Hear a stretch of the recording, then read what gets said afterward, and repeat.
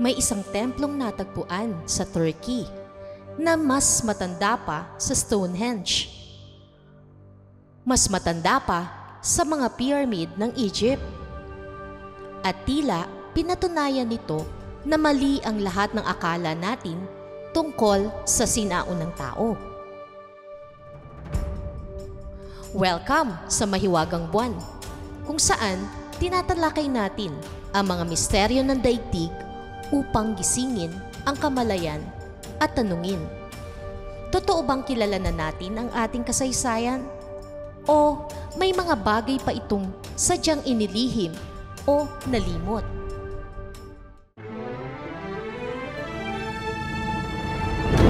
Sa ating mundo, ang lahat ng buhay ay patuloy lang sa paglalakbay.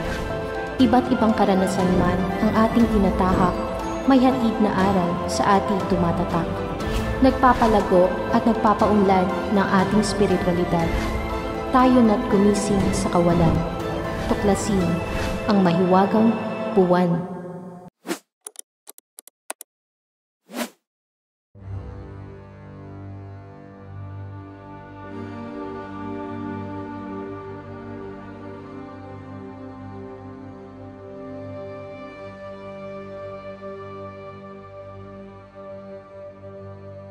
Ang pagkakatuklas sa Göbekli Tepe.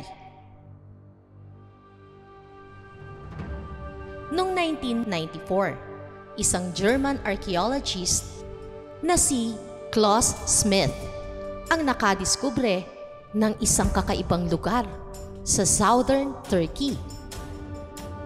Ang tawag dito ay Göbekli Tepe, isang archaeological site na may napakalalaking bato, pabilog na istruktura at mga ukit ng hayop at simbolo.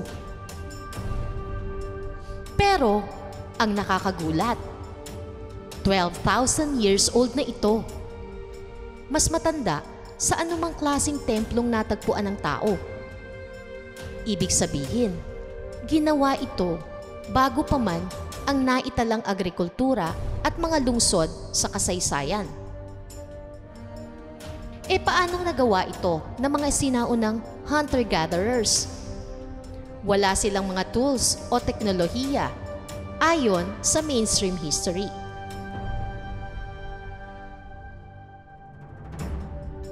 Bakit binago ng Göbekli Tepe ang ating pananaw? Ayon sa mga history books, ang relihiyon at spirituality ay lumitaw lamang matapos ng agrikultura at pagbuo ng mga lungsod.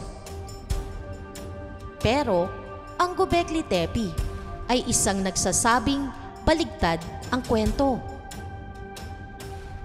Bakit ang spirituality o koneksyon sa mga bituin ang nagtulak sa tao para bumuo ng sibilisasyon?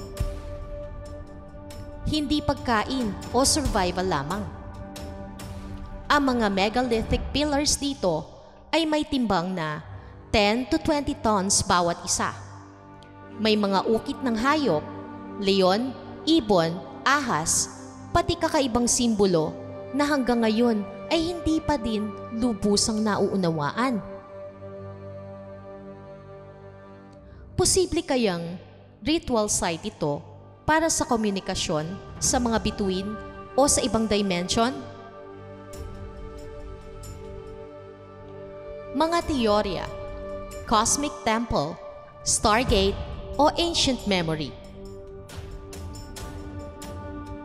Cosmic observatory. May ilang naniniwalang ang mga stone circle ay naka-align sa mga constellation o galactic events, gaya ng Sirius at Orion.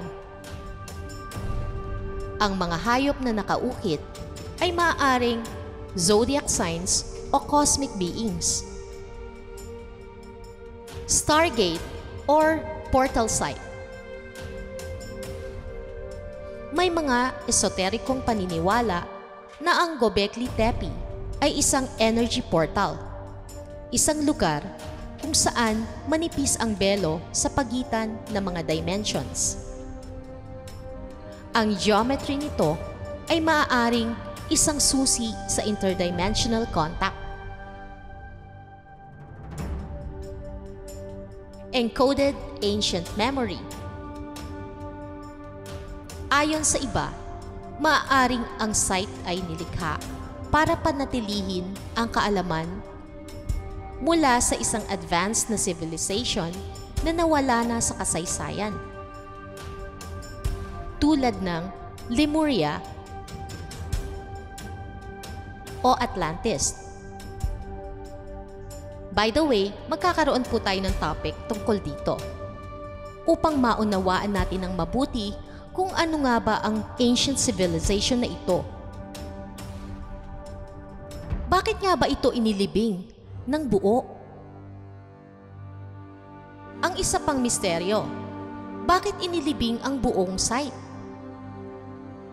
Yes, hindi ito nawasak sa digmaan o nasira sa panahon. Maingat itong tinabunan.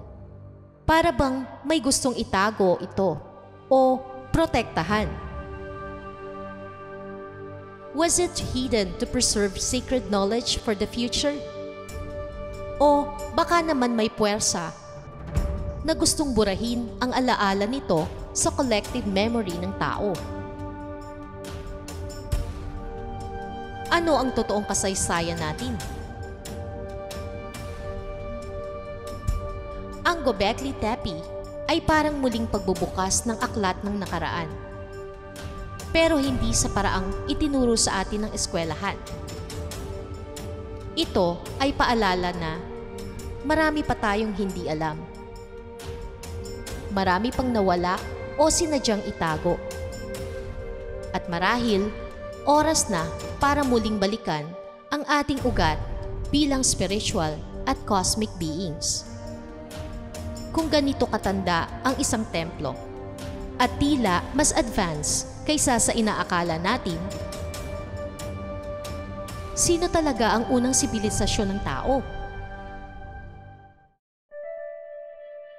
Baka ang kasaysayan ay hindi simpleng linear timeline, kundi spiral ng paggunita, pagkawala at muling pag-alala. At kung ganito kahalaga ang Göbekli Tepe, baka ito ang susi para matuklasan muli ang ating cosmic origin. Kung na-inspire ka sa episode na ito, i-like mo ang video, mag-comment ng iyong insights, at huwag kalimutang mag-subscribe. Kasama mo kami sa iyong paglalakbay sa hiwaga ng mundo.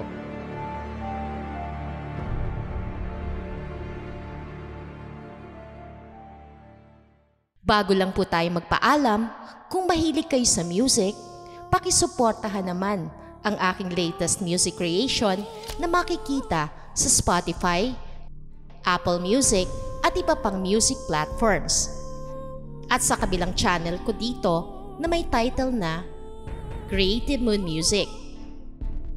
Ang music na aking nalikha dito ay may temang orchestral, cinematic, trailer-like songs na tinatawag na epic songs. Ang first volume nito ay alay para sa Divine Feminine sa ating lahat at kinanta ng iba't ibang artists. Nasa ilalim ng description box ang link. Pakinggan, i-follow at i-like nyo na rin po. Maraming salamat!